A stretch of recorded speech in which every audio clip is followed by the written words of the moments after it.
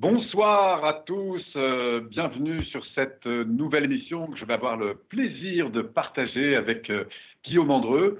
Je suis donc Paul Pironnet et on est parti ce soir pour cette première émission. Il y en aura une dizaine et l'idée c'est un petit peu de vous parler du développement personnel et d'une manière plus large, ce qui rayonne autour du développement personnel.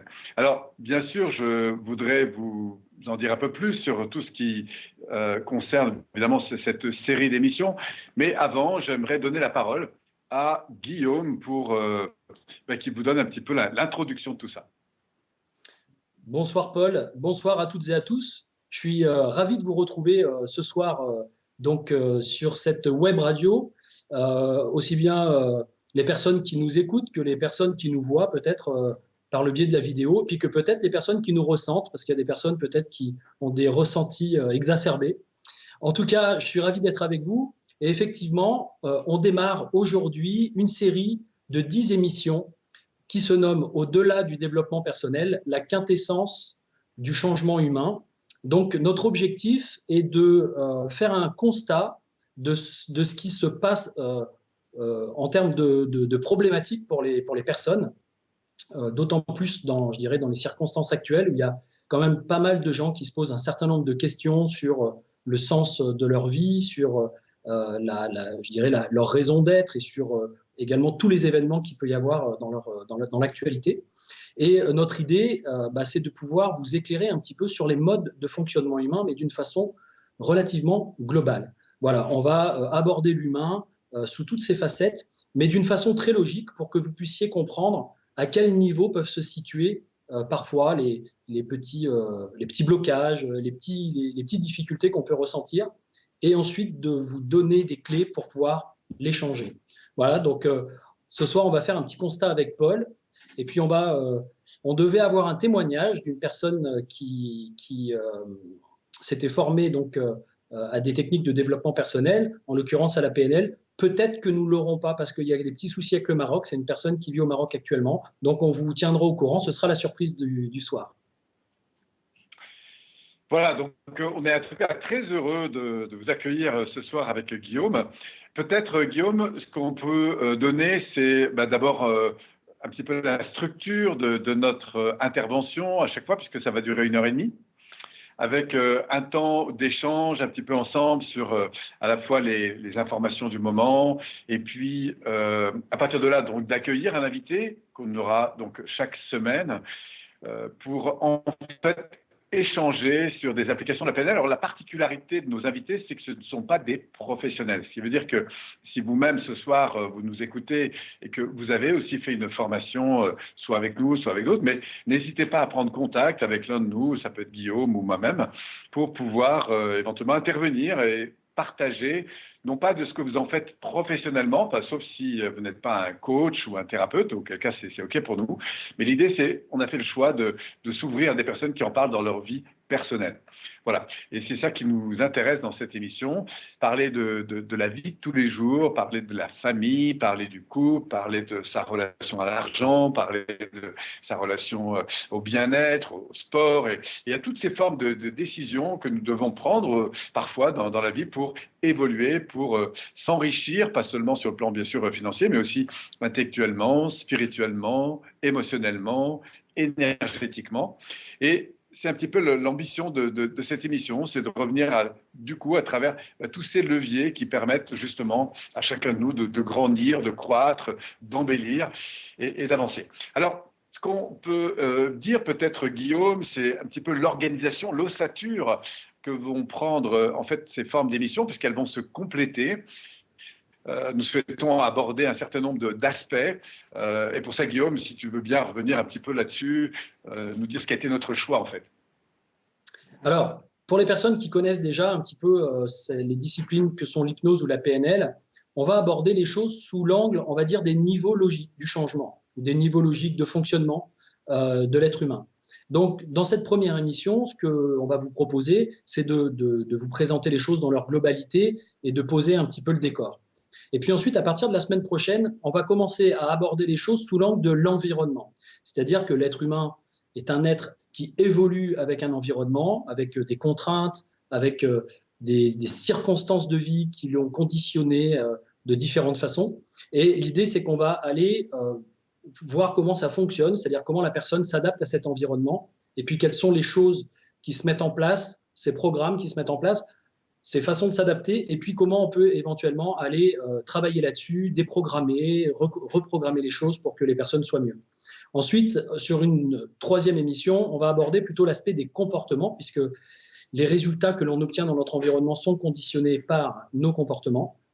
Donc, dans les comportements, on va avoir tout ce qui est action-réaction, mais tout ce qui est aussi relation, c'est-à-dire notre façon d'être en relation avec les autres, et puis peut-être même avec nous-mêmes.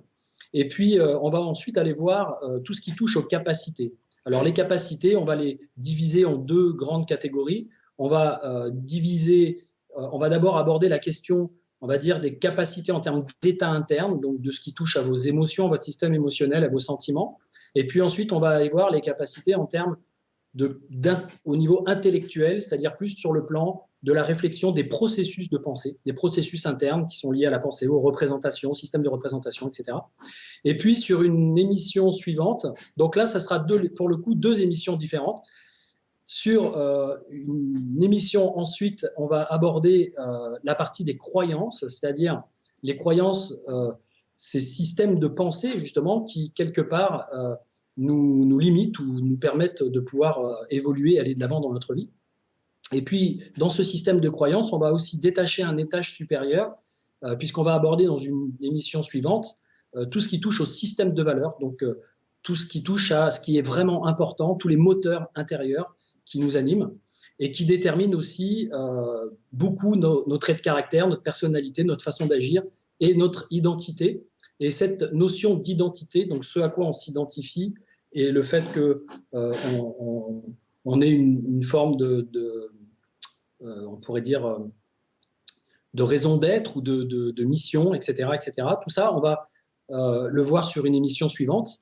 Donc la place que l'on a, la place que l'on se donne, toutes les questions un peu existentielles. Et puis ensuite, on va aller voir au niveau supérieur, c'est-à-dire plutôt au niveau de l'appartenance, c'est-à-dire que cet être qui a une identité, qui est un individu, qui a une personnalité également, il s'inscrit dans un environnement plus large, ou alors en tout cas dans un système, on va dire, qui peut être un système, l'univers, l'écologie, la société, la famille, etc.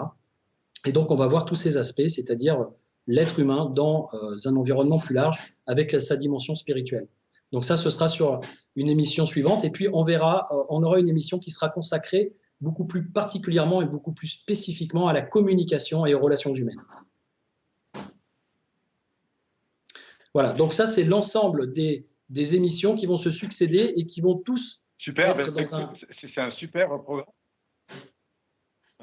Oui, alors nous revoilà pour la suite de cette émission. Alors je suis toujours avec Guillaume Andreu, Paul Pironnet sur cette radio du cœur pour vous parler d'une approche qui nous passionne toujours. Nous, c'est le développement personnel. Et comme l'a expliqué un petit peu Guillaume dans cette première partie, l'idée, c'est de structurer en fait l'ensemble de nos émissions sur un processus en fait que nous utilisons beaucoup dans le cadre des accompagnements plus professionnels que nous avons, pour expliquer en fait qu'il y a en fait une organisation, si je puis dire, d'éléments sur lesquels nous revenons en permanence pour pouvoir aider, accompagner, clarifier un petit peu comment fonctionne finalement l'être humain dans son évolution.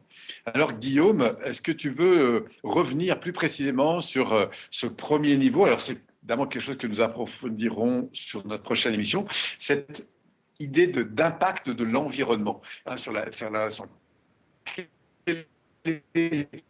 au fond. Ok, alors je vais reprendre sur cette relation que nous avons avec l'environnement et comment, selon toi, à partir de l'expérience que... Ok, alors on n'a pas très bien entendu parce qu'il y a eu quelques petits soucis avec le réseau. Alors je vais reprendre si tu veux bien, et je pense que ça peut effectivement intéresser les auditeurs qu'on aborde les choses sous cet angle-là. Je vais reprendre déjà sur le fait qu'aujourd'hui, nous, ce qu'on constate au travers de nos activités d'accompagnement, aussi bien en termes d'accompagnement de formation, aux relations humaines, au changement, que dans nos activités de coach ou de thérapie, c'est que de nombreuses personnes aujourd'hui se posent des questions, se trouvent avec un certain nombre de problématiques, qu'elles soient comportementales, qu'elles soient émotionnelles, qu'elles soient psychologiques. Et bon, ça a toujours été, c'est pas nouveau. Aujourd'hui, je dirais qu'il y a peut-être quelque chose qui se situe plus sur le plan de la recherche spirituelle, qui est aussi en train d'émerger. En tout cas, le fait est qu'il y a une pléthore de possibilités de travail sur soi aujourd'hui dans le domaine du développement personnel, dans le domaine du développement spirituel également. C'est-à-dire qu'il y a beaucoup de techniques, il y a beaucoup je dirais, de propositions qui sont faites aux gens. Et moi, si justement on peut éventuellement un peu parler de nous au travers de cette, de cette explication, ça va nous permettre de nous présenter. Je ne sais pas ce que tu en penses, Paul, ça peut être peut-être une bonne idée. Moi, quand j'ai démarré mon travail de développement personnel, bon, j'étais très très loin de ces considérations, on va dire, de ces connaissances-là. Je ne savais même pas qu'il existait des livres, qu'il existait des choses qui parlaient de développement de soi, etc. Bon, je connaissais la psychologie, j'avais eu un intérêt pour la psychologie, mais je n'avais pas vraiment lu sur ce domaine-là. Et j'étais beaucoup confronté à des difficultés avec mon environnement. Et l'idée, c'est que ces difficultés-là, au lieu de me remettre moi en question sur mes façons de fonctionner, bien que je me posais un certain nombre de questions existentielles depuis que j'étais enfant, j'avais quand même tendance à beaucoup focaliser mon attention sur le monde extérieur et sur les problèmes que les autres me posaient, ou sur les freins ou les difficultés, les contraintes qu'il pouvait y avoir à l'extérieur de moi. Et bien souvent, j'avais plus tendance à, je dirais, juger, condamner, critiquer, jeter la faute sur l'environnement par rapport à mes problèmes, qu'à me poser des questions sur en quoi moi je suis responsable de ça ou en quoi moi je suis co-responsable de ça. Donc je dirais que c'était des façons de se comporter qui sont assez naturelles au départ quand on n'a pas forcément des connaissances des connaissances de soi. Et donc c'est à partir de là que je me suis rendu compte que finalement mon développement il était difficile d'avancer dans ce développement-là parce que automatiquement je voulais que l'environnement change. Et le truc c'est que c'est compliqué de faire changer l'environnement. Donc, c'est pour ça que j'ai commencé à m'intéresser à des ouvrages ou à des informations qui ont commencé à m'ouvrir à une autre dimension, une dimension plus introspective, une dimension qui est plus liée à ce qui se passe à l'intérieur de moi. Donc, j'aimerais, toi, savoir, Paul, par rapport à ça, qu'est-ce que toi, tu as vécu, ce que tu as ressenti dans ta jeunesse et qui fait que à un moment donné, tu t'es orienté comme ça vers ce travail sur toi. Alors, c'est une très bonne question parce que pour répondre à cette dimension d'environnement, je vais parler d'une expérience que j'ai vécue quand j'avais l'âge de 16 ans, en fait. J'avais passé quelques années où j'étais parti un petit peu de travers. Bon, je vivais dans des quartiers un petit peu difficiles. Et parfois, j'étais plus stimulé à faire des bêtises, même parfois des grosses bêtises. Et je me souviens d'un homme un jour qui m'a interpellé très fortement parce que donc il venait faire une conférence et en fait cet homme s'appelle Guy Gilbert. C'est un homme qui est éducateur, qui est connu parce qu'il est prêtre d'une part et il travaille avec des jeunes de banlieue.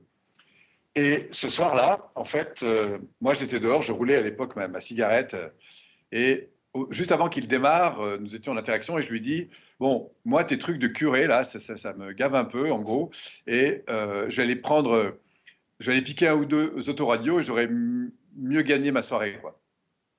Et là, cet homme, il m'a dit une chose qui a bouleversé ma vie, en fait. À ce moment-là, il m'a dit, écoute, Paul, je peux comprendre que tu aies de la colère à l'intérieur de toi et je t'aime pour ce que tu es, pour ce que tu as vécu, pour ta sensibilité, pour ta rage même intérieure.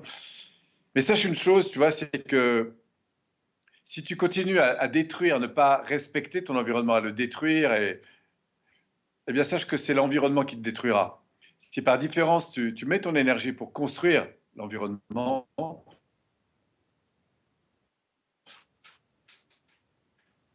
Ah, je ne t'entends plus, on ne t'entend plus. Il y a un petit souci de réseau.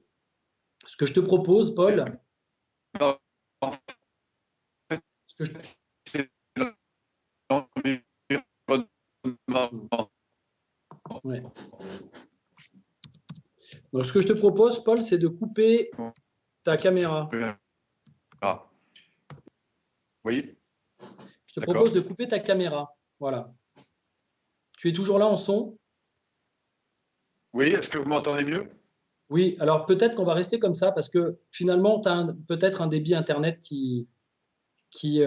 voilà, qui prend de la bande passante et on t'entend mieux. Donc, je te propose de revenir sur cette idée euh, de Guy Gilbert qui te dit si tu continues de détruire ton environnement, bah, quelque part, l'environnement va finir par te détruire, peut-être de reprendre à partir de là. Voilà. Et donc, il me regarde avec beaucoup d'amour, en fait, finalement.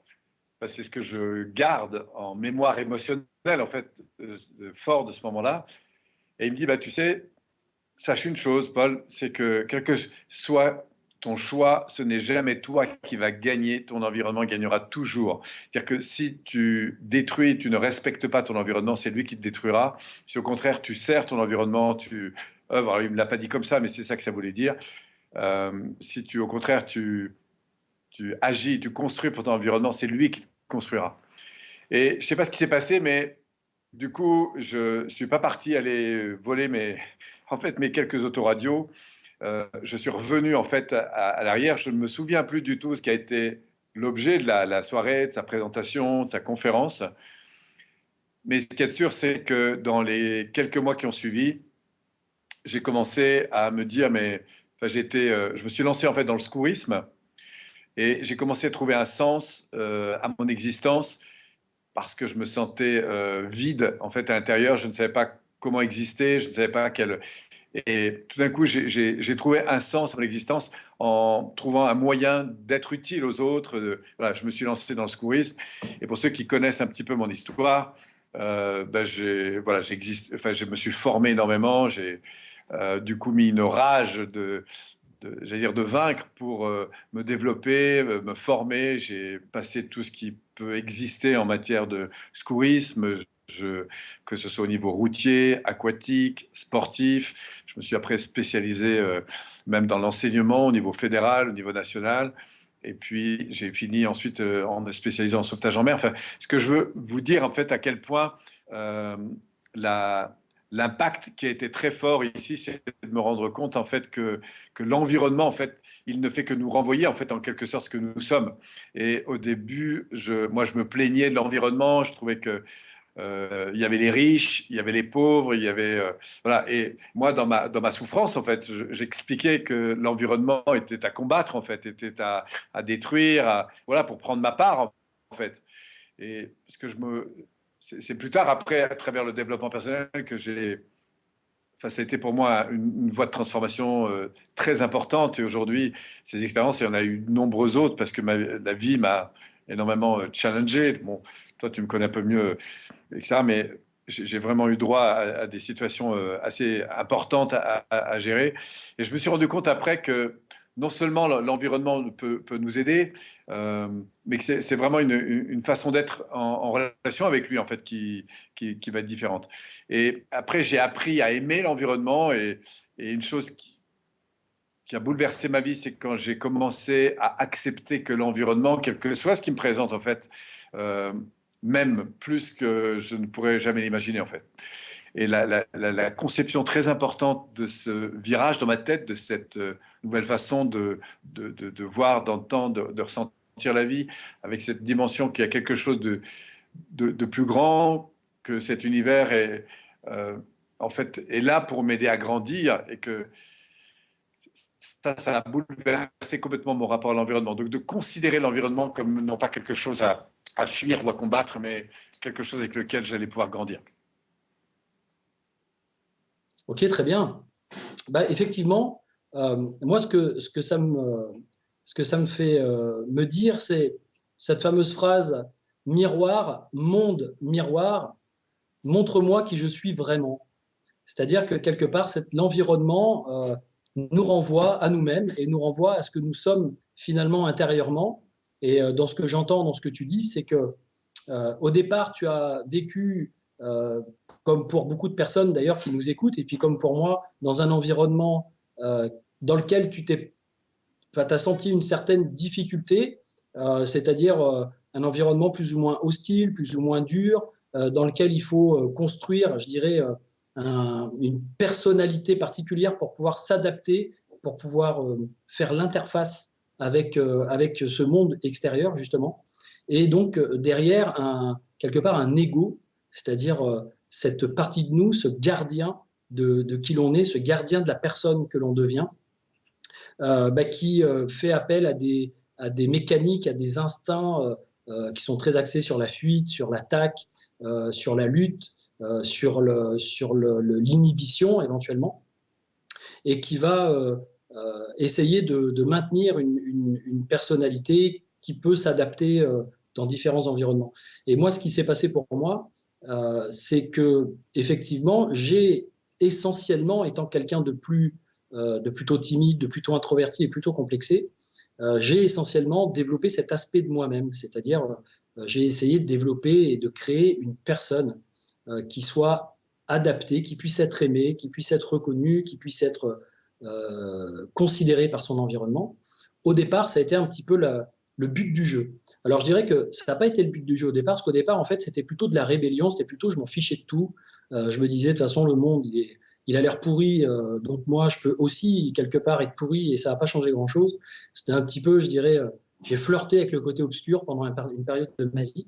Et comme, au fond de moi, je sentais que j'avais un idéal de la vie, de l'humain, qui était quand même beaucoup plus beau, j'ai quand même été, je dirais, orienté vers l'idée de me développer de la bonne façon. Mais au départ, il a fallu que je développe ce que moi j'appelle la personnage, c'est-à-dire la personne. La personne, ça vient de persona, donc des masques de personnalité que l'on peut mettre en place pour pouvoir être en interaction avec les autres, avec le monde extérieur. Et pour pouvoir avoir cette personnalité qui tient la route et qui se sente sécure, qui se sente à l'aise, eh ben, il m'a fallu développer un certain ego. Et quelque part, ça m'a un peu éloigné de l'être que je suis ou de l'être que j'étais. Un être plutôt sensible, un être plutôt rêveur, enfin, euh, avec une certaine forme d'intuition, etc., qui croyait en des belles choses. Et puis petit à petit, j'ai laissé de côté cet être que j'étais pour pouvoir développer une personnalité qui convienne à mon environnement. Parce que finalement, j'étais très, très préoccupé par ce que pouvait penser mon environnement de moi-même. Et du fait d'être tout le temps focus sur ce que les autres pouvaient penser sur moi, du coup, j'ai déformé ma nature, c'est-à-dire que j'ai créé une personnalité au fil du temps qui ne me correspondait pas vraiment et je me sentais pas vraiment non plus à ma place et bien dans ma peau. Voilà, donc je pense que ce qui peut être intéressant maintenant, c'est peut-être qu'avant de continuer sur ces aspects-là et sur cette dimension-là, ce serait peut-être intéressant qu'on essaye de voir si on peut avoir Nargis. Alors je ne sais pas si elle est connectable ou pas, et peut-être que Mario peut nous dire si ça a fonctionné ou pas avec Nargis. Fonctionne pas encore. Ok, donc du Alors, coup, on va pas vraiment avoir de témoignage aujourd'hui, donc on va continuer d'élaborer sur cette question ensemble, Paul, si tu vois pas alors, d'inconvénient. j'ai une question, Guillaume.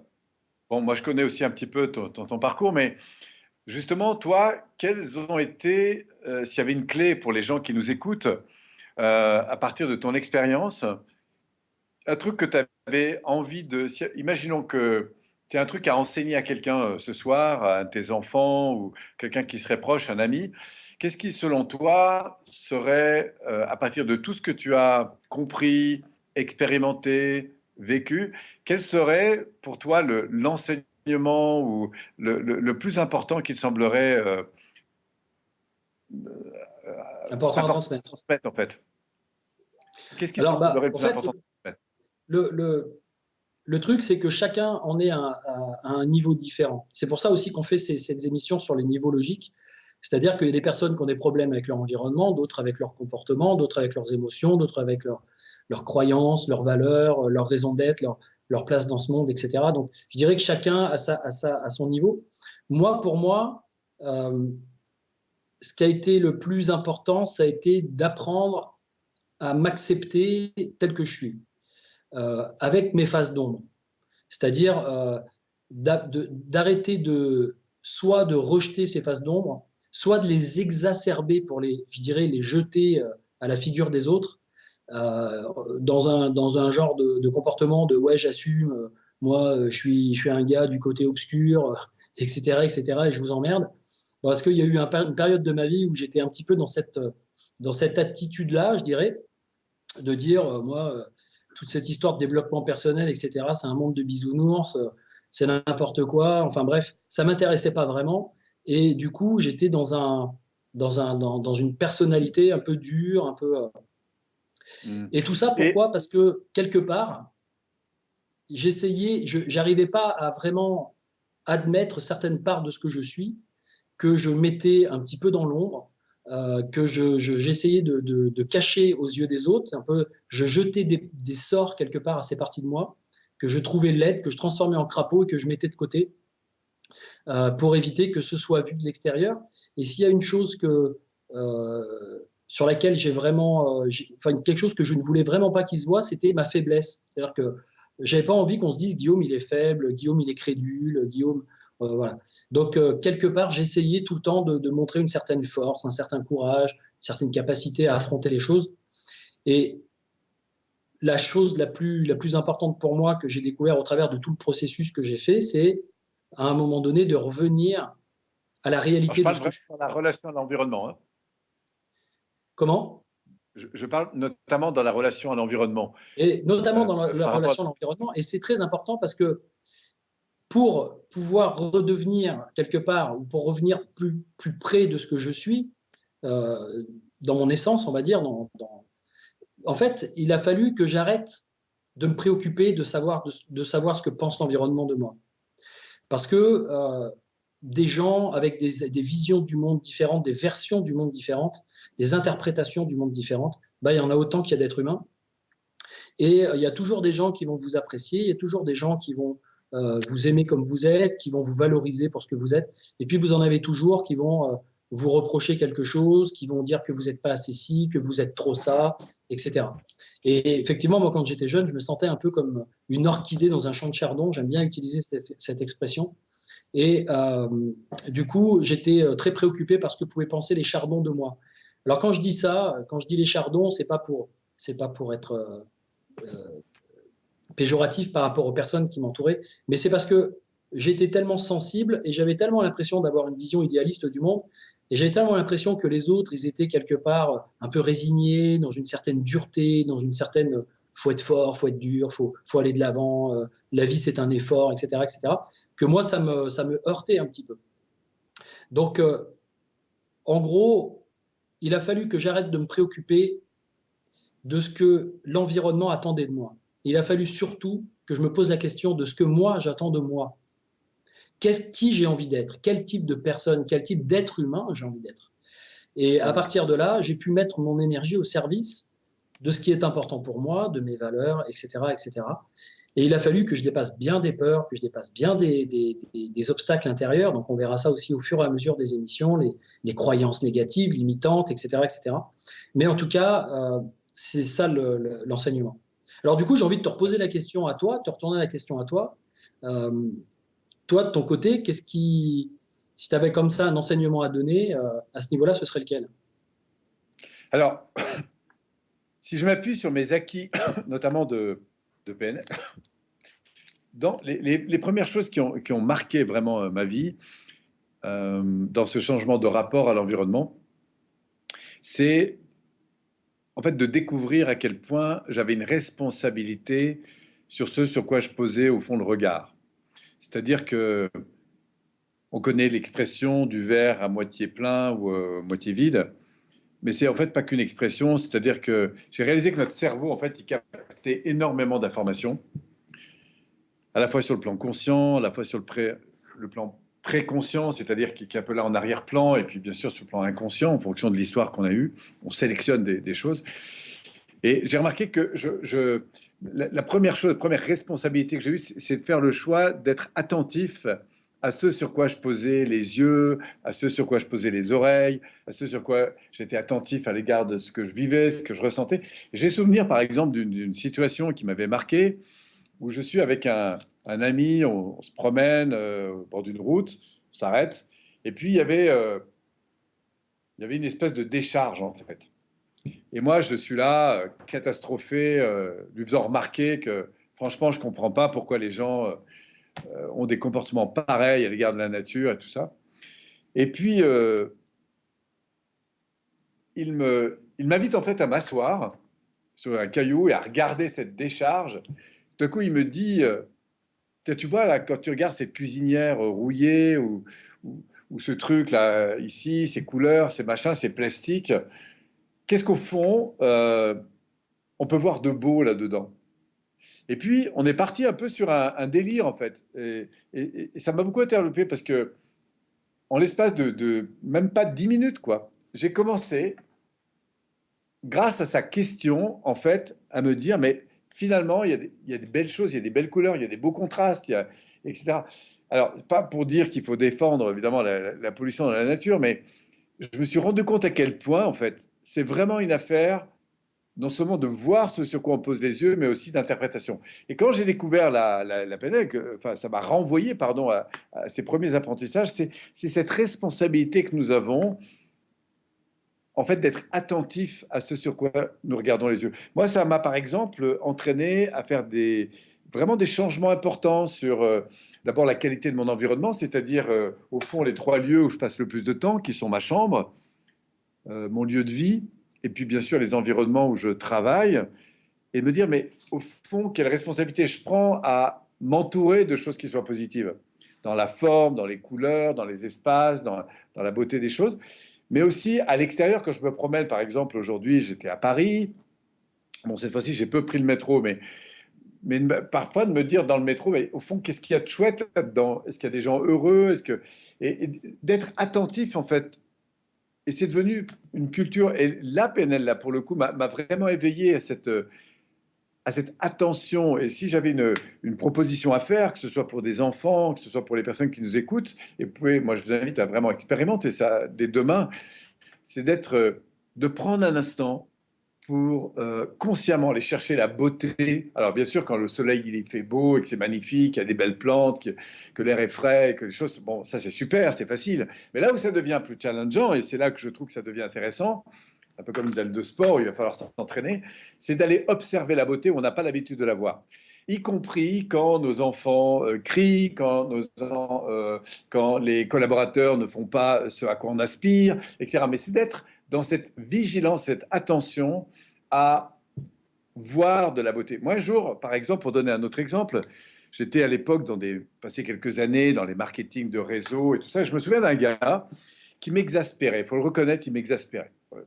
Et ce type, à un moment donné, je me dis, Polo, tu peux pas rester comme ça, toujours dans cette interprétation un peu négative. C'est pas de ton rang, quoi, en quelque sorte. Et je me suis dit, je me vois très bien dans la voiture, et je me dis, qu'est-ce que j'apprécie vraiment chez ce garçon? Et c'est vrai que j'ai cherché. Et puis à un moment donné, ça m'a traversé l'esprit. Et je me suis souvenu que, en fait, à chaque réunion, le gars, il était toujours là. Il s'appelait Robert, le type. Et là, je prends une décision, je vais voir ce gars-là, et je me suis dit, Polo, tu lui envoies, vraiment, tu lui fais remarquer, non seulement tu observes, mais voilà, une fois que tu as observé, tu vas lui faire remarquer. Et je le regarde, et je viens de voir, et je dis, écoute, Robert, viens par là, j'ai un truc à te dire. Et je dis, tu sais, même si c'est pas toujours facile pour moi, je sens que parfois c'est un peu tendu entre nous, etc. Mais il y a une chose que j'observe chez toi, que je me rends compte, qui me touche, c'est tu es toujours là. Tu es toujours là. Il n'y a pas une réunion où tu as été absent. Et franchement, je trouve ça génial, quoi. Et il s'est passé un truc qui m'a vraiment impressionné. C'est-à-dire que en changeant mon regard comme ça, en allant regarder dans cet environnement, non pas ce qui était moyen, mais dans ce qui était moyen, ce que je trouvais d'exceptionnel, non seulement je me suis rendu compte que ça lui a fait du bien, ça l'a touché, mais moi, ça a changé ma relation avec ce garçon. Et d'ailleurs, après, il était toujours un peu à côté de moi. Bon. Mais ce que j'ai trouvé d'extraordinaire, c'est ça. Là, la PNL m'a apporté un truc, moi, qui a commencé à changer ces petites choses, mais qui, mis bout à bout, change de grandes choses. C'est à apprendre à voir de la beauté dans ce qui apparemment montre parfois que c'est pas super beau, etc. Bon, alors même si après j'ai fait le choix de sélectionner, par exemple, je ne regarde pratiquement plus les informations, je suis assez attentif aux environnements dans lesquels je suis. Donc ça a eu beaucoup de conséquences aussi, cette prise de conscience. Mais apprendre à m'entraîner à voir de la beauté où apparemment on ne voit pas forcément de la beauté, ça c'est un truc qui a bouleversé ma vie. Ok, très bien. Comme dirait Bouddha, la beauté est dans l'œil de celui qui regarde, ce qui veut dire que finalement, même quelque chose qui peut nous paraître euh, pas forcément très beau ou qui correspond pas à nos critères, on peut le rendre beau si on le regarde avec un autre regard. Et ça me fait penser certaines feuilles de papier qui sont comme ça, pliées, froissées sur une table, qu'on pourrait prendre pour un déchet et les mettre à la poubelle. Et s'il y a un artiste qui passe par là, un photographe, un peintre ou quoi que ce soit, il va pouvoir nous en faire une belle photo ou une belle œuvre d'art, un beau tableau, avec des contrastes, avec des formes, avec des couleurs, etc., etc. Ce qui veut dire que finalement, l'état interne dans lequel on se trouve, finalement, va beaucoup colorer et beaucoup filtrer les informations et les choses que l'on va avoir dans notre environnement, et puis va nous faire euh, soit apprécier, soit trouver agréable, soit ne pas apprécier et trouver désagréable certaines choses. Et là où c'est intéressant ce que tu dis, c'est que je pense que justement, on va voir dans ces différentes émissions le niveau justement des comportements et le niveau des états internes. Et dans ce qui s'est passé pour toi, c'est l'idée que par rapport à cet environnement dans lequel toi, tu identifiais quelque chose qui était dérangeant pour toi, tu as finalement décidé de changer ton comportement, de changer ta façon d'être en relation avec cette personne, d'aller à sa rencontre, de lui faire une marque d'attention, de lui faire une marque de reconnaissance, même s'il n'y avait pas grand-chose à lui dire. Tu lui as au moins fait un compliment sur quelque chose que tu appréciais sur lui, même si c'est une petite chose. Et à partir de là, bah, quelque part, tu as transformé ta relation avec lui. Et puis peut-être que lui, ça lui a aussi transformé ses sentiments ou son état interne à ce moment-là. Ça lui a peut-être fait du bien de sentir cette considération de ta part.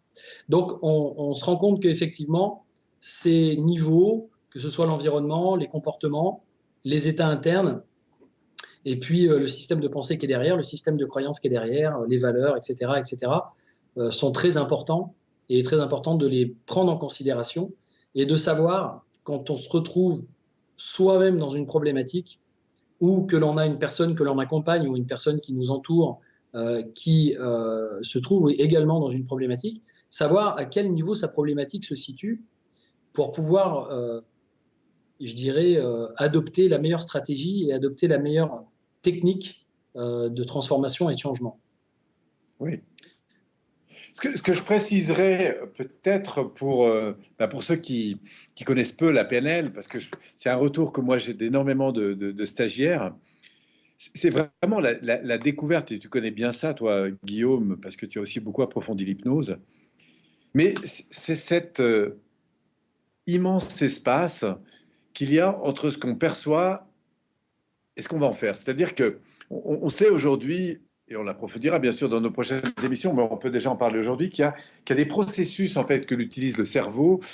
On sait par exemple que pour éviter d'être noyé sous une masse d'informations considérables, on a heureusement un conscient qui a l'avantage de sélectionner des informations, ce qui fait que si on situe le conscient, le préconscient et l'inconscient, un peu comme un nuage d'informations, ce que j'aime dire parfois un cloud d'informations, pour bien comprendre la chose, c'est-à-dire que le conscient nous permet de mettre le focus, donc c'est en gros 7 plus ou moins 2 informations ou 3 informations simultanément. Après, on a cette préconscience qui est là et qui est pas loin, qui concerne en fait toutes les informations auxquelles on va avoir accès, parce que tout d'un coup, par exemple, Guillaume va me dire, bah, tiens Paul, tu faisais quoi hier matin? Et comme avant qu'il me pose les questions, j'y pensais pas, bah, paf, je vais aller chercher cette information qui n'est pas loin. Qui est là, qui est autour de moi, et on a une masse d'informations autour de nous qui est très importante. Si je vous dis par exemple à ceux qui nous écoutent, combien font 2 et 2, vous allez me répondre 4. et c'est une information auquel vous n'aviez pas en tête avant que je vous pose la question. Donc, il y a comme ça une masse d'informations en lien avec votre présent, avec votre passé, avec votre futur, qui est là et qui n'est pas loin. Et puis, il y a parfois des informations qui sont un peu plus éloignées dans notre inconscience, et qui, parfois, on a un peu de mal à se rappeler d'une chose, on cherche un prénom, on n'arrive pas à le retrouver, puis finalement, il y a le fil qui va nous le ramener. Et là, on voit que, du coup, on accède à une vague un peu plus éloignée. Et ce qui est intéressant dans ce processus de sélection, c'est à la fois intéressant et en même temps, ça génère une limite, mais je trouve que c'est vraiment un éclairage qui, en PNL, m'a beaucoup aidé. Eh bien, c'est que ce phénomène de sélection, il va être en grande partie, tu le disais bien, en grande partie lié à ce qu'on vit, à ce qu'on ressent, à ce qui nous anime. Et ce qui fait que si jamais je suis porté par le cœur, je crois à quelque chose d'important pour moi, parce que je suis passionné par une chose, parce que j'ai une volonté incroyable de vouloir avancer, de vouloir communiquer, de vouloir être heureux, etc. Et bien du coup, ça impacte énormément sur mon système de sélection d'informations. Si par contre, j'ai le sentiment intérieur qu'effectivement, ça ne va pas marcher, que de toute façon, ce que je dis n'est pas très intéressant, etc., eh bien, j'ai une faculté tout autant incroyable à sélectionner des informations qui vont en fait m'arrêter. Et je trouve en tout cas pour moi, la prise de conscience de ce phénomène de sélection, ce premier filtre, a été pour moi importante. Mais alors, quelle a été ma surprise quand derrière, j'ai découvert qu'il y avait un deuxième phénomène qui jouait beaucoup et que tu connais bien aussi, c'est le phénomène qu'on appelle de distorsion. Alors, à quoi ça nous sert, ce truc? C'est à la fois intéressant et en même temps, bah, ça a le revers de la médaille, c'est-à-dire c'est aussi parfois problématique. Ce qu'on appelle la distorsion, et c'est vraiment en lien avec la relation à l'environnement, c'est que on va adapter en fait la compréhension d'une situation que l'on vit en fonction de l'expérience que nous en avons. C'est-à-dire que si je vous demande à chacun, bah, au fond, à quoi pensez-vous que est-ce que vous savez ce que c'est qu'un fauteuil, notamment un fauteuil confortable? Chacun va me dire oui, je sais ce que c'est. Et à quoi il pense? Eh bien, aux références qu'il a. Et là, on se rend compte que, en fait, pour évaluer une situation, par exemple un prix, un bon restaurant, une chouette personne, une difficulté, quoi que ce soit, eh bien, on s'appuie sur des références. Et ça, c'est intéressant parce que ces références, ça va nous permettre de comprendre les situations. Et du coup, dans ce phénomène de référence, qu'est-ce qui se passe? Eh bien, on absorbe quelques informations et on va chercher en arrière-plan des éléments que l'on connaît pour comprendre cette information. Et ce phénomène de distorsion, il est à la fois très utile parce qu'il nous permet, si par exemple je vous raconte mes vacances au bord de la mer, ben, très vite vous savez de quoi je parle parce que vous avez quelques informations qui sont en référence à ce que vous connaissez. C'est ce qui fait par exemple qu'on a certains textes comme ça qu'on est capable de lire. Vous savez, on mélange les lettres de l'ordre des lettres des mots, on garde simplement l'ordre des deux premières lettres et l'ordre des deux dernières lettres. Et on s'aperçoit que curieusement, le cerveau arrive à lire le texte. Et ça, c'est fabuleux, ça montre à quel point notre cerveau est capable de prendre de l'information et de la réorganiser en fonction de l'expérience qu'il en a. Donc c'est fabuleux. Et en même temps, on va le voir, on le développera d'ailleurs plus loin avec les croyances, mais on voit que ce deuxième filtre, en fait, il nous amène à faire des distorsions incroyables, en fait. Ce qui fait que, encore une fois, je me souviens, moi, d'une réunion comme ça, j'étais avec une personne, et puis il y a un responsable, c'était en entreprise, et le responsable en question rentre dans la pièce, et dit pas bonjour, en fait, à la personne qui est à côté de moi, et il me dit, tu vois, je vois bien que ce manager, en fait, en gros, voilà, on compte pas beaucoup pour lui, quoi. Je lui dis, mais qu'est-ce qui t'amène à penser ça? Il me dit, ouais, mais regarde, d'ailleurs, il nous a même pas dit bonjour. Et puis, il se trouve que dans les minutes qui ont suivi, le type, il a posé ces deux, trois choses qu'il avait dans la main, et puis finalement, il arrive vers nous et il nous dit bonjour. Alors, je lui dis bonjour, et le gars lui dit bonjour, et puis dès qu'il a tourné de dos, je lui dis, bah, tu vois, en fait, il est sympa. Oui, mais en fait, il ne pouvait pas faire autrement. Et ça m'a beaucoup interpellé. Parce que je me suis dit, mais c'est incroyable, en fait, à quel point ce phénomène de distorsion va faire que non seulement on va sélectionner des choses, mais ensuite on va complètement les adapter en fait à la manière dont on croit les choses. Et là, je me suis dit, le cerveau, il est génial, quoi. Et ça m'a renvoyé à une autre situation où un jour, je fais une conférence comme ça devant. Je suis intervenu assez jeune, enfin, je venais de démarrer, j'étais dans ma première année. J'avais été sollicité pour intervenir dans le cadre d'un je faisais une conférence, dans ma tête, je devais intervenir devant une vingtaine d'infirmiers ou d'infirmières. J'étais dans un colloque à Paris. Et en fait, quelle a été ma surprise quand je suis allé dans la salle et qu'il y avait 150 personnes. Alors, ce coup, j'ai voulu me barrer en courant, puis bon, finalement, je suis resté. Je n'avais pas fait encore beaucoup de PNL à l'époque, pas encore. j'étais formé à l'analyse fractionnelle, mais c'était dans mes premières années, je n'étais pas encore formé en PNL, mais toujours est-il que je me suis dit, bon, allez, j'y vais. Bon, finalement, ça s'est vraiment bien passé.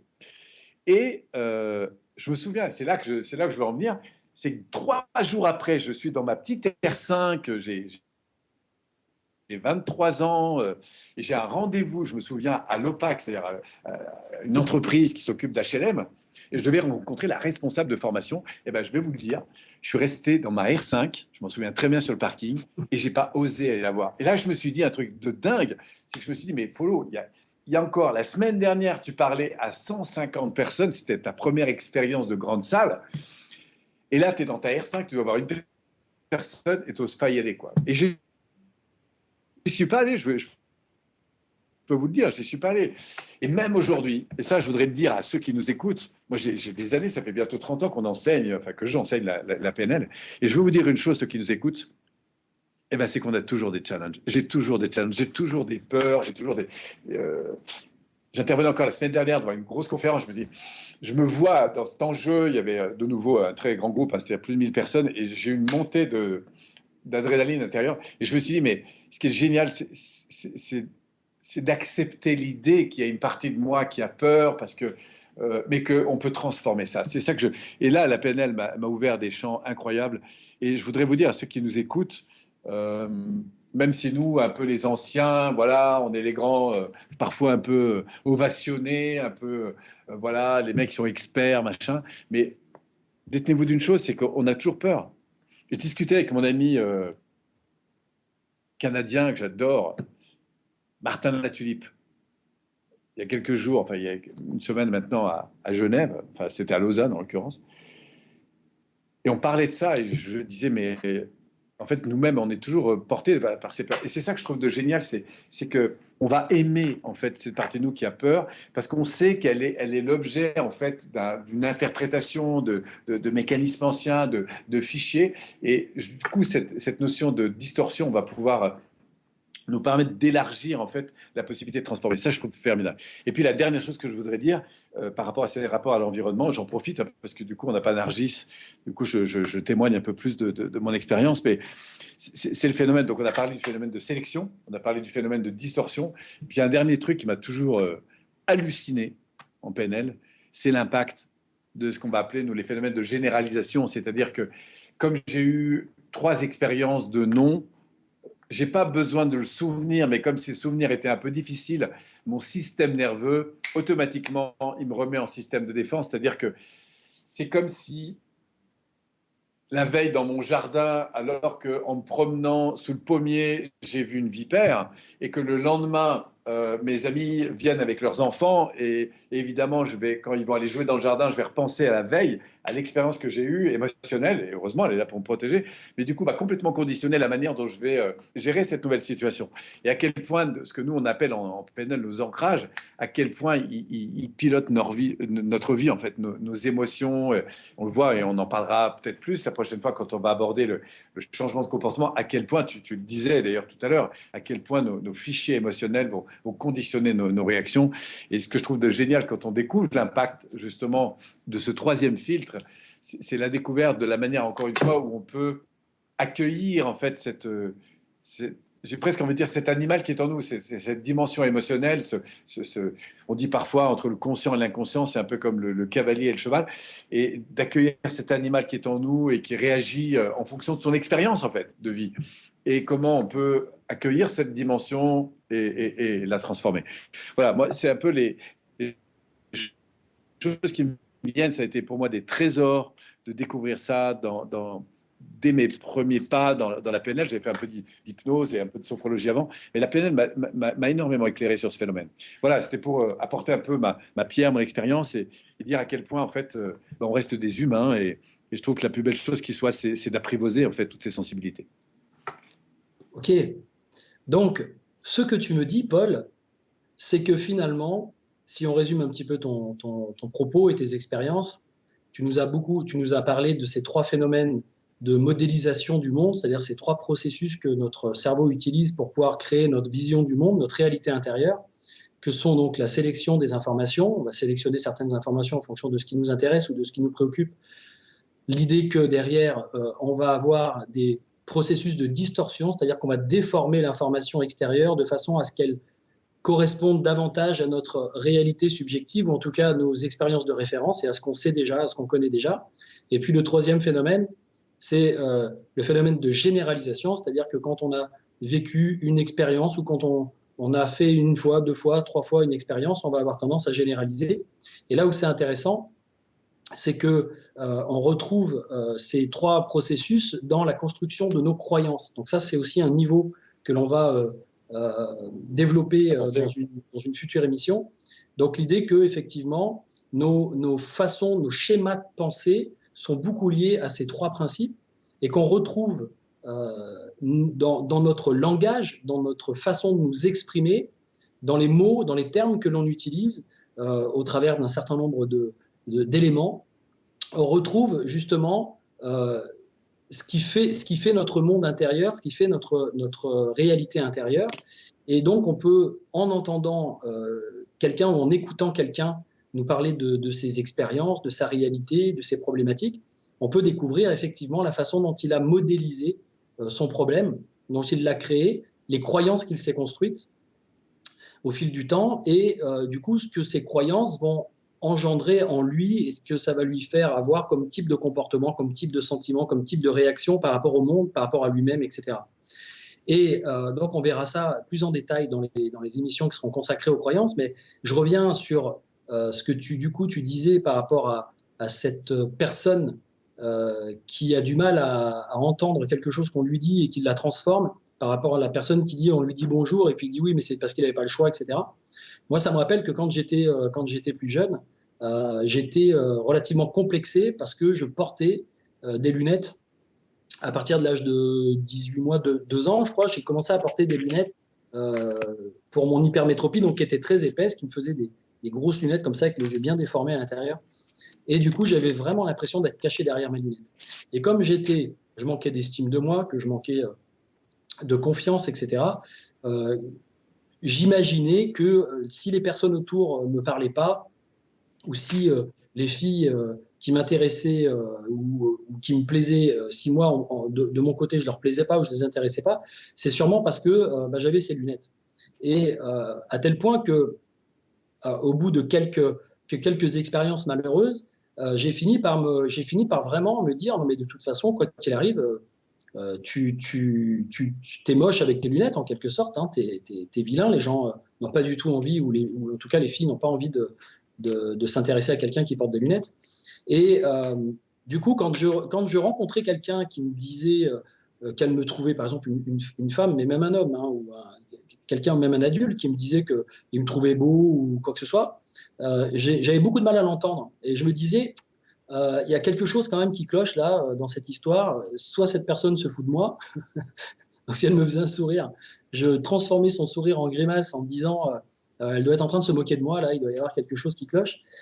Ou alors je me disais, elle me dit ça pour être gentille, pour telle ou telle raison, ou peut-être qu'elle veut obtenir quelque chose de moi, ou peut-être qu'elle essaye de me manipuler. Enfin bref, je pouvais tout imaginer, sauf arriver à imaginer ou à admettre que potentiellement cette personne pensait vraiment ça de moi.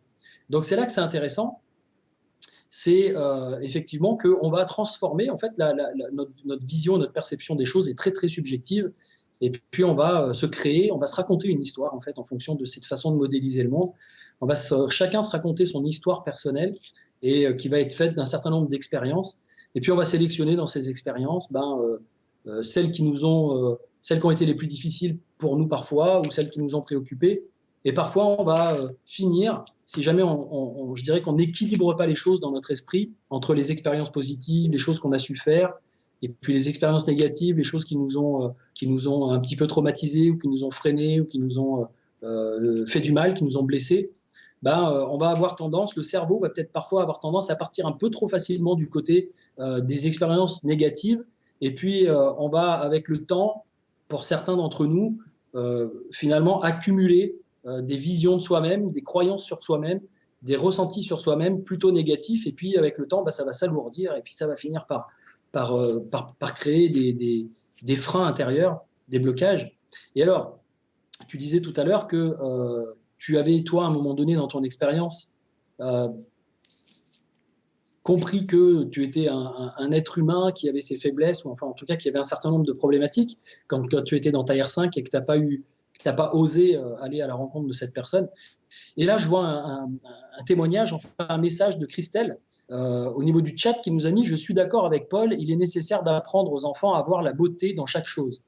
Et donc, effectivement, c'est très important d'apprendre aux gens et d'apprendre aux enfants à voir la beauté en chaque chose. Mais ce qui est aussi très important, selon moi, et ça, c'est peut-être ce qui, pour moi, sort un petit peu du cadre de ce qui est en général enseigné et transmis dans le développement personnel, en tout cas dans une certaine façon de pratiquer le développement personnel, c'est qu'on cherche toujours à se renforcer, on cherche toujours à s'armer, on cherche toujours à devenir plus grand, plus fort, plus beau, plus rapide, plus efficace, plus performant, plus à l'aise en public, plus éloquent, etc. etc. Donc, quelque part, on cherche à s'armer, à se rajouter des armures, des choses, des protections. Alors que je trouve qu'il est aussi très, très important quand on travaille sur soi d'être dans une dimension du dépouillement personnel ou alors de l'épurement personnel. C'est-à-dire l'idée de se débarrasser d'un certain nombre de choses qui sont lourdes à porter, des peines, des tristesses, des choses que l'on se dit sur soi-même ou des anciennes croyances, des anciennes expériences qui, quelque part, sont rangées là, à l'intérieur, quelque part, tapis dans l'ombre, et qui tirent un petit peu les ficelles de notre, au niveau inconscient, qui tirent un petit peu les ficelles en arrière-plan, et qui nous font ressentir des angoisses, qui nous font ressentir des peurs, qui nous font ressentir des mal-être à des moments, on ne sait pas pourquoi, et qui nous font avoir, du coup, un certain nombre de comportements de compensation, des fois qui sont carrément compulsifs, qui sont addictifs, etc. etc.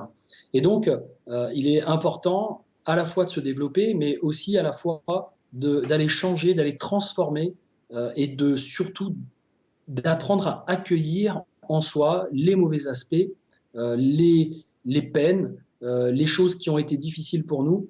Et peut-être que ça passe aussi par le fait de les pleurer à un moment donné de notre vie, parce qu'elles n'ont pas été pleurées avant et qu'elles sont restées là à l'intérieur. Et donc, du coup, ça passe aussi par ce travail-là, à mon avis. C'est pour ça qu'on a appelé ça au-delà du développement personnel, pour dire que c'est bien de développer sa personne, c'est bien de développer sa personnalité, mais parfois, ça reste un petit peu tourné autour de quelque chose qui n'est pas vraiment la vérité, vraiment le vrai soi.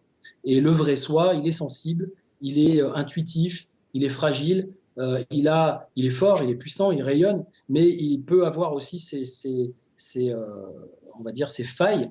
Et c'est important d'accepter toutes ces parts de soi pour pouvoir vraiment libérer, je dirais, notre énergie vitale, libérer l'amour qu'on peut avoir à l'intérieur de nous, libérer la joie, libérer.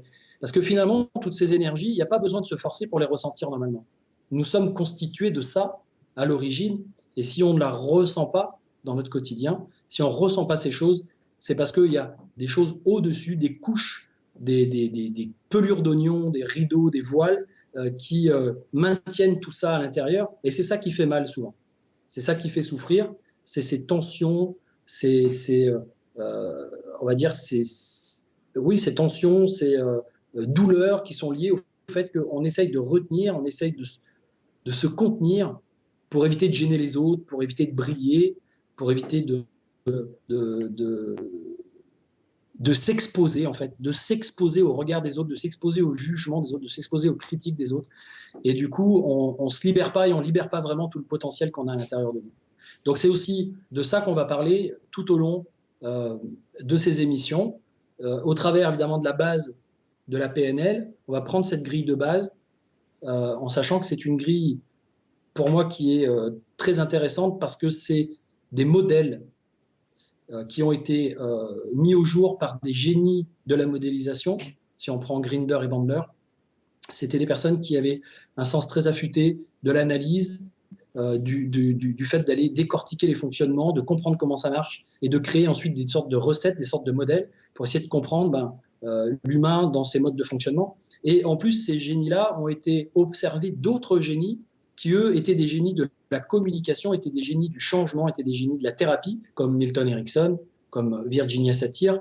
Alors, Milton Erickson, c'est du côté de l'hypnose, Virginia Satir du côté des thérapies systémiques et familiales, et puis Fritz Perls par exemple de la Gestalt et tout ce qui touche aux thérapies émotionnelles, et bien d'autres personnes encore, parce qu'il y a Robert Dills, il y a Il y a plein de gens qui ont fait des apports. Mais en tout cas, il y a dans cette discipline des fondamentaux que l'on va revoir au fur et à mesure de toutes ces émotions, de toutes ces émissions, pardon, de toutes ces émotions aussi, parce que je pense qu'on va vous parler avec notre cœur.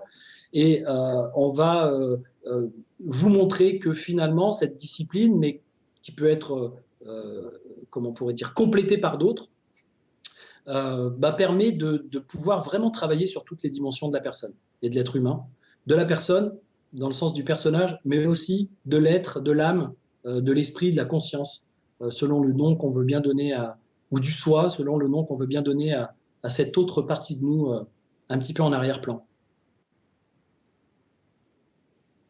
Je crois que je t'ai perdu, Paul. Oui, enfin moi, oui, est-ce que tu m'entends? Oui, je t'entends. Oui, oui.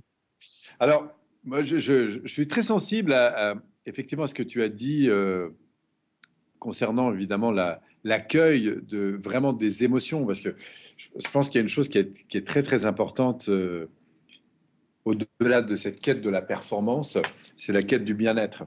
Et le bien-être, c'est quoi? Ça commence par de la relation d'amour. J'ai envie de dire avec toute son intégrité, c'est-à-dire avec toute sa sensibilité. Ce qui veut dire que je crois que pour faire changer une personne ou faire changer une partie de nous-mêmes, la première étape, c'est la considération de cette partie. Quand je dis considération, c'est de l'amour, en fait. C'est-à-dire reconnaître cette tristesse, reconnaître cette colère, reconnaître... Moi, je dis toujours que quel que soit l'état émotionnel, qu'il soit plutôt vers le haut, positif, entraînant, ou au contraire vers le bas, c'est-à-dire lourd, difficile, parfois un peu étouffant, c'est jamais l'émotion qui est un souci. Ce qui est un souci, parfois, c'est le comportement qui est entraîné par l'émotion. Par exemple, si je suis en colère, parce que mes enfants crient ou parce que mon conjoint n'a pas fait ce que j'attendais. Le problème, c'est pas l'émotion que je suis en train de vivre, c'est le comportement dans lequel je vais entrer dans l'interaction qu'on a avec l'autre.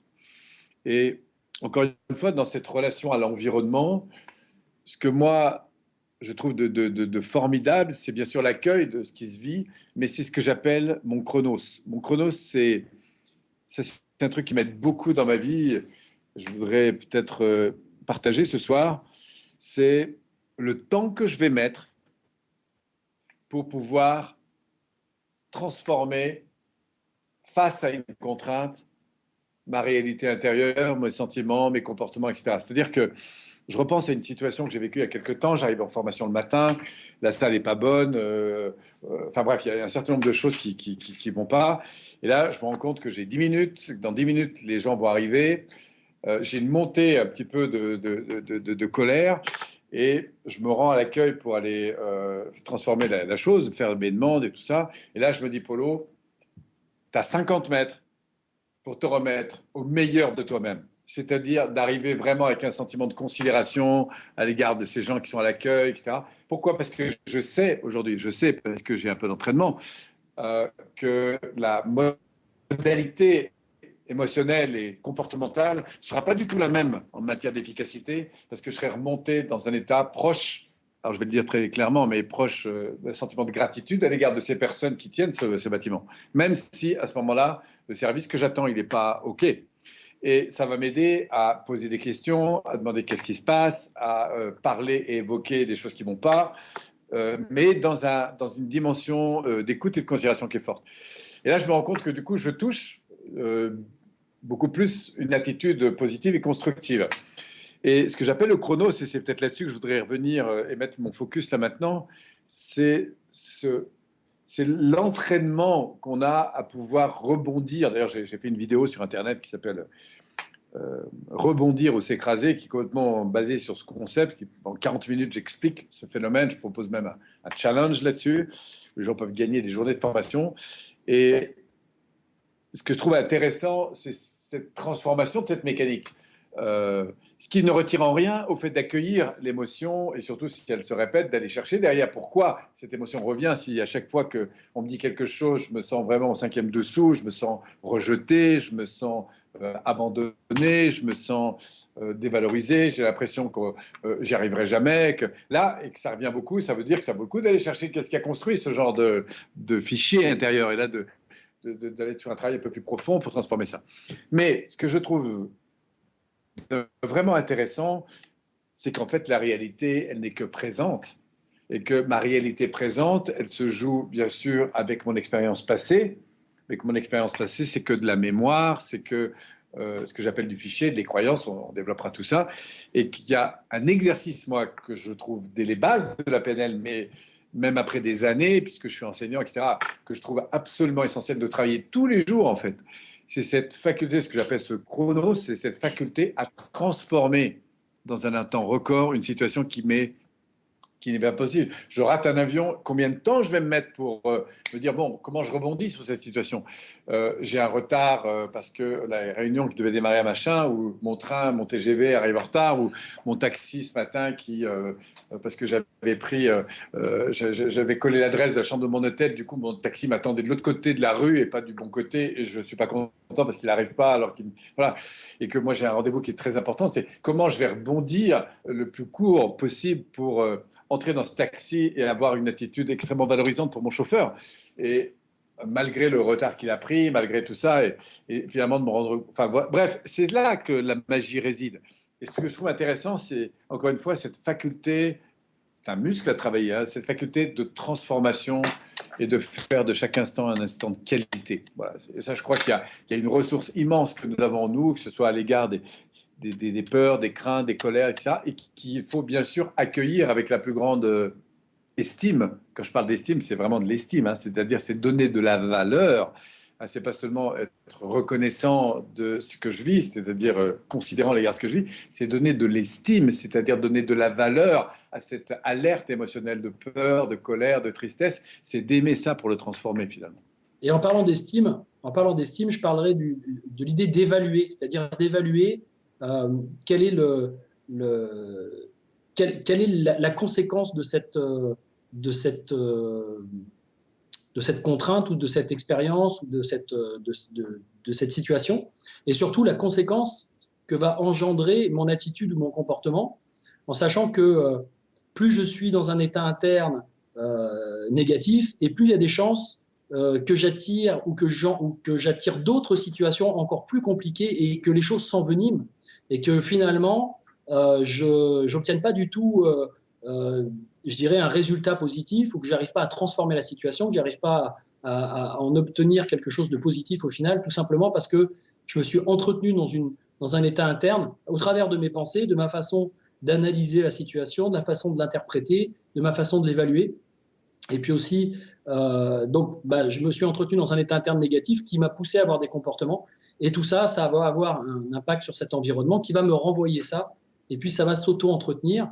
Et puis, ça va en plus nourrir la croyance derrière que quelque part, les choses sont tellement nulles ou tellement pourries ou tellement ce qu'on veut que j'ai eu bien raison de réagir de cette façon-là, parce que de toute façon, les choses vont toujours de travers, etc., etc. Et il y a des gens qui finalement sont et vivent beaucoup dans cet état d'esprit, cet état d'esprit génère un état physiologique, un état neurochimique qui va entraîner un état d'être, et cet état d'être va entraîner des choses qui vont aussi se passer au niveau du corps. Donc on verra aussi tous ces aspects-là au travers des différentes émissions, c'est-à-dire qu'effectivement, notre façon de penser impacte directement, notre esprit impacte directement la qualité de notre santé, de notre corps. On va parler d'effet placebo aussi, on va parler de toutes ces choses qui sont liées à notre neurobiopsychologie, comme j'aime à l'appeler. Et on a une question de Agnès Moulin qui nous demande, à toi et à moi, comment on a fait pour commencer les changements. Alors, est-ce que c'est par la lecture? Est-ce que vous vous êtes fait coacher, etc. Alors, moi, si je dois répondre dans un premier temps, puis je te laisserai Paul répondre ensuite, j'ai commencé par la lecture. C'est-à-dire que je passais de longues soirées avec des amis, et je ne vous cache pas qu'à l'époque, comme je n'étais pas forcément dans une dynamique de développement personnel, c'était des soirées bien arrosées. Et dès que l'inhibition s'envolait, je mettais à commencer à élaborer ma propre philosophie de la vie. J'avais des pensées comme ça sur le monde, sur les gens, et je me posais plein de questions existentielles que je me posais depuis longtemps, hein, déjà depuis que j'étais enfant, mais il n'y avait pas grand monde pour les écouter à ce moment-là et pour y répondre. Et un jour, j'ai un ami qui s'appelle James d'ailleurs, James Iron, qui m'a ouvert l'esprit sur pas mal de choses, puisqu'à l'époque, c'est quelqu'un qui travaillait dans le, qui était entrepreneur d'une certaine façon, mais qui travaillait dans le striptease, qui travaillait dans le spectacle et dans le striptease en l'occurrence.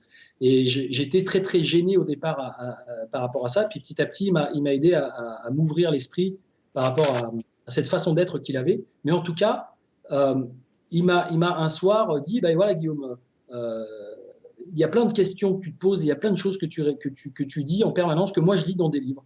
Je lui ai dit, oh, mais moi j'aime pas lire, je sais pas bien lire, je mets 3 heures à lire une page, donc ça m'intéresse pas vraiment. Pour moi, les livres c'était des romans, c'est des choses comme ça, des livres d'histoire, mais pas des trucs qui étaient passionnants. Et il m'a donné un livre qui s'appelle La prophétie des Andes. Il me l'a prêté. Il est resté longtemps sur ma table de chevet. Et un jour, je l'ai ouvert. Et là, j'ai commencé à lire ce roman initiatique qui finalement ouvre à d'autres possibilités, enfin à d'autres façons de voir le monde, qui sort un peu du dogme de la religion, qui sort un peu d'un certain nombre d'idées reçues, de prêt-à-penser qu'on nous sert dans la société en général. Et je me suis dit, ah bah ça y est, il y a des mecs qui sont au moins aussi barrés que moi, mais qui écrivent des livres et qui pensent et qui voient les choses et qui se disent que le monde est différent. Et c'est à partir de ce livre-là que j'ai beaucoup derrière lu d'autres bouquins sur la psychologie, sur l'astrologie, enfin je cherchais à comprendre en gros l'être humain, sa place dans le monde, dans l'univers, je voulais comprendre tout, je voulais tout comprendre en fait. Donc j'ai lu, j'ai une bibliothèque bien remplie derrière de tout un tas de bouquins. Et en fait, j'ai commencé à transformer le terreau, ma vision du monde, c'est-à-dire que j'ai commencé à m'ouvrir à d'autres choses, à sentir qu'il y avait des croyances et des visions qui commençaient à s'ouvrir, mais ce n'était pas sans résistance intérieure, ce n'était pas sans émotion parfois de colère, de résistance, de rébellion par rapport à ce que j'entendais dans les livres. Ne serait-ce que le mot Dieu me posait beaucoup de problèmes à l'époque. Et puis petit à petit, cet esprit a commencé à s'assouplir, j'ai commencé à avoir une vision plus large des choses, des êtres humains. Ils m'ont fait moins peur, j'ai plus eu envie de les comprendre, j'ai plus eu envie d'aller capter ce qui se passait en eux. Et à partir de là, j'ai commencé moi à faire un travail de coaching, j'ai été voir des coachs, j'ai été voir des psychothérapeutes, j'ai été voir des conférences, mais ça a pris quelques années. Au départ, c'était essentiellement de la lecture et j'étais tout seul dans mon coin à faire ça. Je connaissais personne que ça intéressait. Donc, j'étais tout seul dans mon environnement à m'intéresser à tous ces sujets, à tous ces phénomènes, et je passais un peu pour un extraterrestre, à vrai dire, ce qui n'est plus vraiment le cas aujourd'hui, puisque je suis plutôt entouré de personnes qui sont ouvertes à ça. Mais en tout cas, à l'époque, voilà, c'était un petit peu, ça paraissait un petit peu bizarre, quoi. J'étais quelqu'un qui se prenait la tête, qui se prenait le chou et qui emmerdait aussi les autres quelque part, parce que je leur prenais aussi le chou, je leur posais plein de questions qui leur posaient problème. Voilà. Et pour toi, Paul, alors, de ton côté, qu'est-ce qui t'a amené à commencer ces changements? Alors, il en va pour moi du développement personnel comme avec le sport. C'est-à-dire qu'il y a au fond 3 phases. La première, ça a été la découverte de livres que j'ai lus. En fait, bon, j'ai commencé par un développement personnel direct, sans trop savoir où je mettais les pieds, puis après j'ai lu des livres. Et dans les livres, j'ai appris des choses. Donc, je sens que ma conscience a commencé à capter des informations. Après, ce qui a été vraiment marquant pour moi, c'est les applications pratiques que j'en ai eues, mais qui restaient des applications pratiques à partir des livres. Donc, il y a une deuxième strate, ça a été l'expérimentation au séminaire. C'est-à-dire que c'est un peu comme dans le sport, entre savoir comment on peut faire des pompes, des tractions et tout ça, et d'aller dans une salle de sport. Et là, il se passe un truc, c'est qu'on a un environnement, il y a des gens qui sont avec nous, il y a des professeurs, tout le monde est dans un élan. Et là, il y a une stimulation et une intégration qui s'accélère d'au moins 10 fois. Et puis après, il y a une troisième strate, mais ça va dépendre après de l'enjeu, des priorités qu'on a dans sa vie, etc. C'est véritablement de se faire accompagner. C'est-à-dire que je vais choisir un mentor, je vais choisir un coach, je vais choisir... Moi, aujourd'hui, bon, c'est des dizaines de milliers d'euros, je ne vais pas te dire combien, mais que j'investis, ne serait-ce que dans cette année, là, on parle de 2016, hein, mais j'ai aussi investi beaucoup l'année dernière, et je parle que de coaching individuel. Après, si j'intègre les formations que je fais. Pourquoi? Parce que je me considère aujourd'hui un peu comme un sportif de haut niveau, c'est-à-dire que chez les sportifs, vous savez, il y a 2 personnes, hein, les 2 types de personnes qui s'entraînent tout le temps, c'est les sportifs de haut niveau et c'est ceux qui veulent le devenir. Alors pourquoi on le fait? Parce qu'on a une ambition, que ce soit pour faire de la musique, que ce soit pour apprendre l'anglais, que ce soit pour être cuisinier, faire ce que vous voulez, il y a un moment donné, il faut s'y mettre. Et s'y mettre, ça veut dire, bien sûr, comprendre des choses, ça veut dire vivre des choses au niveau émotionnel, et ça veut dire intégrer des comportements, les mettre en pratique et s'entourer. S'entourer de gens qui peuvent nous inspirer dans le domaine, des gens qui vont apprendre avec nous, et des gens qui vont nous accompagner dans les écarts qu'il y a. Pourquoi? Parce qu'on va automatiser, bien sûr, des attitudes, mais ensuite, l'idée, c'est plus on les automatise, plus la barre devient haute et plus on va s'entraîner, en fait, à gérer des nouveaux aléas, en fait. Mais il y a des fondamentaux qui sont toujours là et qu'il faut toujours s'entraîner à faire. Et c'est ça que je trouve de fabuleux. Donc, pour accélérer la mise en place d'un changement, sachez d'abord qu'il faut que votre conscience soit touchée en quelque sorte, c'est-à-dire comprendre et analyser, percevoir les choses de manière différente. Il faut que vos comportements évoluent, c'est-à-dire votre attitude évolue. Ça peut être dans votre manière de communiquer avec vous-même, avec les autres, mais parce qu'il n'y a pas de changement de résultat sans changement de comportement. Et puis enfin, il faut que l'émotion que vous éprouvez à l'égard d'un environnement donné évolue parce que tout d'un coup, il y a des sentiments qui sont différents, il y a des états internes, des états physiologiques qui vont évoluer. Et donc, il faut une évolution sur les sentiments, sur les comportements et sur la perception. Et c'est la combinaison de ces trois éléments, pour moi, qui détermine l'intégration d'un nouveau comportement, ce qui fait l'évolution. L'apprentissage, la transformation des choses. Voilà. Alors, parfois, ça prend un peu plus de temps. Après, ça va dépendre aussi de mon système de valeurs. Est-ce que c'est vraiment important pour moi, par exemple, d'évoluer dans ma relation, je sais pas moi, à la nourriture, dans ma relation à l'argent, dans ma relation de couple, dans ma relation avec mes enfants, dans ma relation professionnelle, dans ma relation avec mes équipes, dans ma relation avec le temps, dans ma relation... Voilà. Qu'est-ce qui m'inspire profondément? Quoi, c'est important. On va y revenir d'ailleurs pas mal la prochaine fois. Et puis ensuite, concrètement, qu'est-ce que je veux? C'est quoi mon soleil là-dedans? C'est quoi mon avenir? Si au fond ça se passait mieux et que je pense à un environnement, que ce soit en termes d'espace, de lieu, d'endroit ou de temps, si ça se passait mieux, ça se passerait comment? C'est des questions qui nous intéressent. C'est pas de se dire pourquoi ça marche pas, mais ça marcherait comment si ça marchait mieux.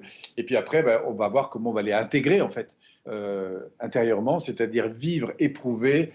J'adore cette phrase qui dit faisons comme si c'était déjà fait, comme si c'était déjà fait émotionnellement, en termes d'attitude physique, en termes d'attitude énergétique, en termes d'attitude de pensée, en termes d'attitude de conscience, de reliance à l'environnement, comme si c'était déjà fait, voire même ensuite de revenir sur mes expériences passées qui ont fait déjà, en fait, en quelque sorte, cette richesse, cet acquis. Enfin, il y a des leviers qui sont quand même vraiment puissants aujourd'hui pour avancer dans sa vie, mais c'est clair que c'est pas forcément qu'en restant chez soi avec les bouquins, c'est pas suffisant, quoi.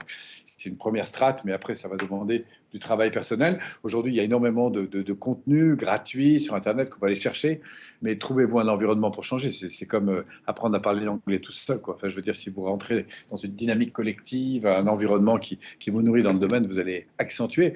Et quand on sait à quel point ces changements, ces petits changements, ces micro-changements vous conduisent à des destinations différentes, pour moi, c'est la priorité numéro 1 dans ma vie, en tout cas. Voilà, si j'ai répondu à la question. Donc cette idée déjà finalement de commencer par travailler le terreau mental, c'est-à-dire assouplir un petit peu la pâte à modeler neuronale qui s'est peut-être figée avec le temps, avec un certain nombre de croyances, un certain nombre de connaissances qui parfois n'évoluent pas beaucoup parce qu'on finit par rester dans des environnements avec des points de vue, avec des visions du monde qui se ressemblent, etc. etc. Donc l'idée, c'est qu'au travers des lectures, au travers des échanges avec d'autres personnes, on peut commencer à assouplir un peu cette pâte à modeler neuronale et préparer le terreau pour pouvoir faire pousser d'autres choses et avoir une vision du monde qui s'élargit. Mais ça ne suffit pas, parce que finalement, comme nous l'a dit un jour Jacques Salomé dans une émission de radio où on l'avait interviewé, mais que je raconte aussi beaucoup en conférence, un jour ma grand-mère est rentrée, elle avait fait un tour de vélo et elle m'a dit j'ai pris conscience que la roue arrière de mon vélo était crevée et pour autant ça l'a pas regonflé. Donc, ce qui veut dire quoi? Ce qui veut dire que j'ai beau prendre conscience que quelque chose ne va pas, ne fonctionne pas et en panne quelque part, si j'apprends pas à mettre en place les bons comportements, à appliquer les bonnes recettes pour pouvoir changer, les choses ne vont pas forcément changer. Je vais être conscient de mon problème, mais je n'aurai pas réparé. Et ce qui est important de dire, c'est qu'effectivement, en PNL, on va proposer aux personnes de s'appuyer sur des expériences de référence positives, sur des ancrages positifs, pour pouvoir se projeter dans un avenir un petit peu plus, avec plus de facilité. Et comme tu disais tout à l'heure, de dire c'est déjà fait, etc., etc.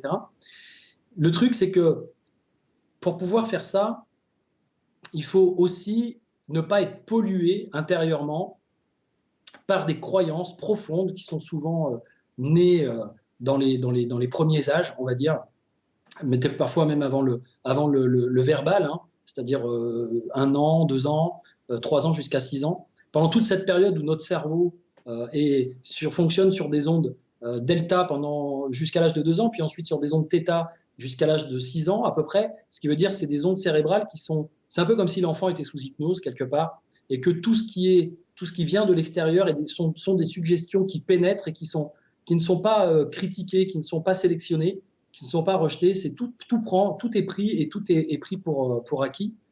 Et ce qui fait qu'on se retrouve avec des modes de fonctionnement et avec des croyances, et avec des peines, et avec des tristesses qui nous polluent un peu intérieurement. Et même si mentalement, on essaye de se mettre dans une bonne disposition d'esprit, etc., en se disant je pense positif, etc., et que le mental essaye de se tirer vers le haut, c'est un peu comme si on était comme ça, là, la tête sous l'eau, avec tout le corps qui est en train de couler quelque part, de s'enfoncer dans l'eau. Tout ça, c'est tout ce qui est en bas, c'est l'inconscient. 95% de notre intelligence, de ce qu'on est, de nos fonctionnements. Et puis les 5% supplémentaires qui sont là, qui regardent un petit peu comme ça, qui essayent de respirer au-dessus de la surface et qui se disent il faut absolument que je tienne, il faut absolument que je sois positif, il faut absolument que je m'en sorte, je veux de l'abondance, je veux de la richesse, je veux tout ça.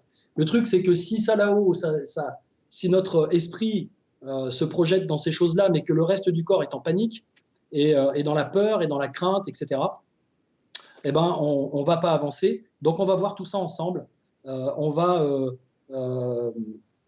voir toutes ces dynamiques-là tout au long des émissions qui vont durer.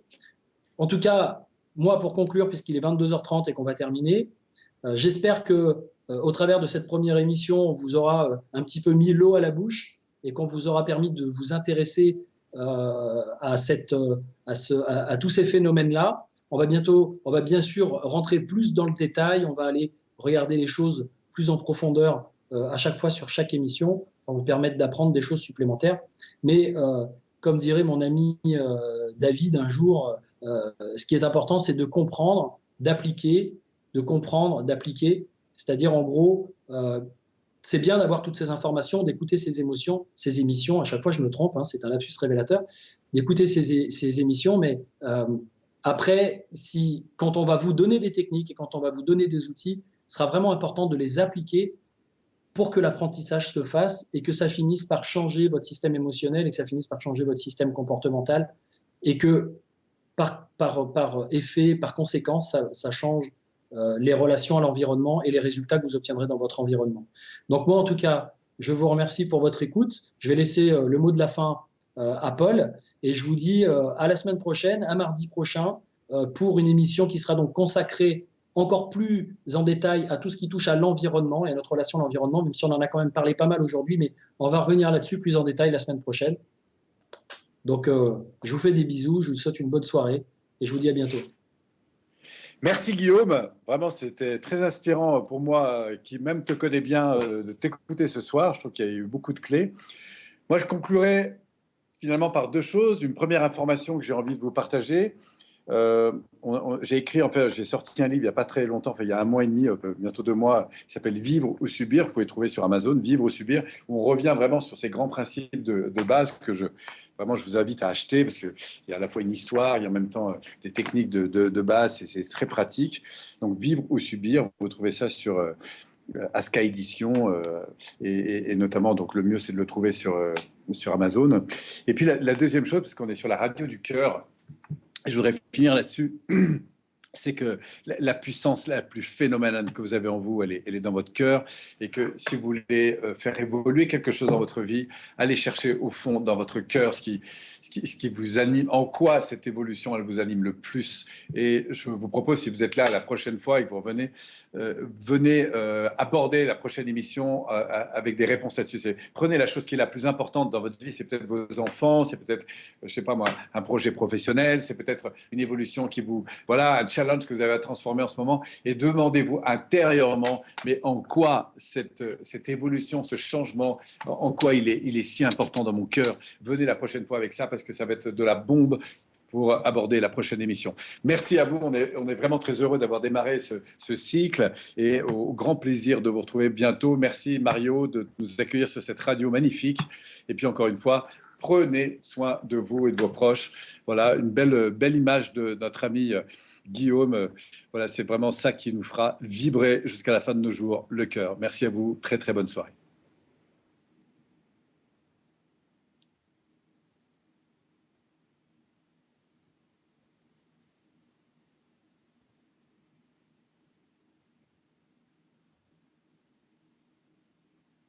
C'est dans la boîte. Ouf!